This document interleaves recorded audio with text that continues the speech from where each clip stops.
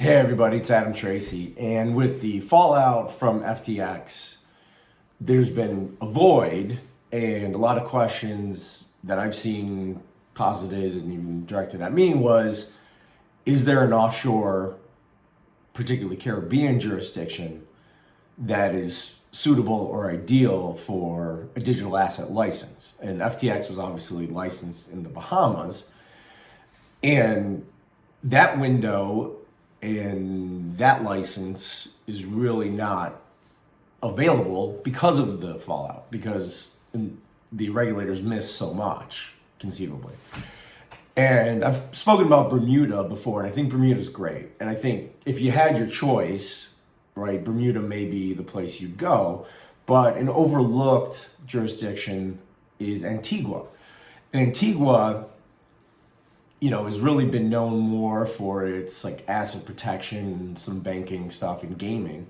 But in May of 21, adopted a comprehensive digital asset bill, which allows for the licensing of like a Class A license, which is payment processing, payment systems, wallet, custodial, etc. And then B, which is running an exchange. And the odd thing is that Antigua actually turned down FTX initially, and that's why FTX went to the Bahamas.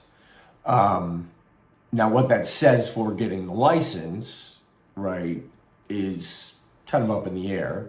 From my experience, I don't view it to be particularly strict or difficult to obtain the license. But in the current environment, you can always expect a little more scrutiny than what you previously would. And Antigua, while initially kind of getting blamed, even though they turned FTX down, has sort of moved on and continued with applications for the license. So the nuts and bolts of the license are 100,000 capital requirement, very minimal fees to set up in terms of like application fees. I believe it's 3,700.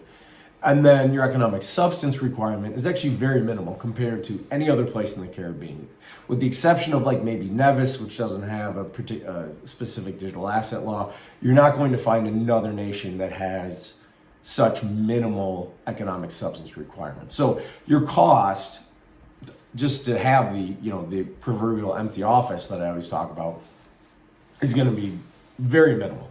And that's good because the island isn't very big and there's not a lot of space. And from a commercial standpoint, where you put it is obviously, can be problematic. But the cost is minimal. The cost to employ local employees is exceedingly minimal.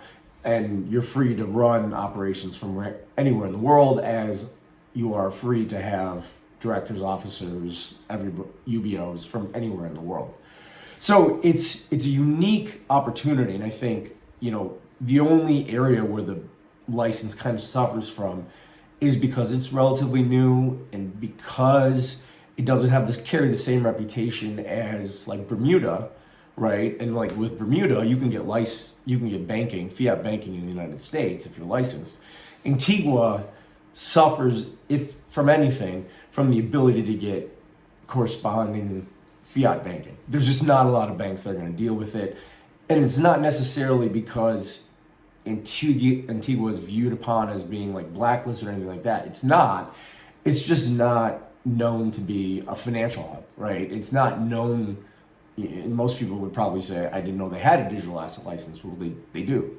So I think as more and more projects seek to obtain the license, you'll find that there are more and more banks willing to work with you. And there are banks. So it's not like a zero-sum game where you're solely playing the shell game that so many exchanges do. But, they're maybe not the most ideal banks that you're going to want to deal with in terms of speed and maneuverability. But, in short, the license itself and the requirements to get the license are, I would say, less than what you'll find in Bermuda. Cost-wise, it's about the same. And, under normal circumstances, the license could be obtained by the government's own words in 3 months or less. So it's really a quick license to obtain, provided you have all your ducks in a row and all that. And this has been said post FTX. So, whether you you believe it or take it with a grain of salt, who knows? But I would say, for an early stage venture, if you're looking in the Caribbean sector, obviously tax neutral, all the benefits that apply, great asset protection, all that. Look at Antigua as an alternative to Bermuda. I'm always a proponent of Bermuda because it's streamlined, the regulators are brilliant, and you can really get it done quickly. But Antigua is definitely worth a look, if only because it's a more malleable license, it's easier to get, the costs on an ongoing basis are going to be lower. And as I always say, where you start from a licensing perspective isn't necessarily where you end, right? If you look at like Binance, you look at Coinbase, they just go on and acquire licenses and they don't even need the licenses, but they do it, right? And maybe that's not the best use of capital, but there's some optic advantage to it from the perspective of larger clients and institutions. So that's the take on the Antigua digital asset business license. If you have any questions, definitely hit me up, Adam at adamtracy.io, and I will talk to you next time. Cheers.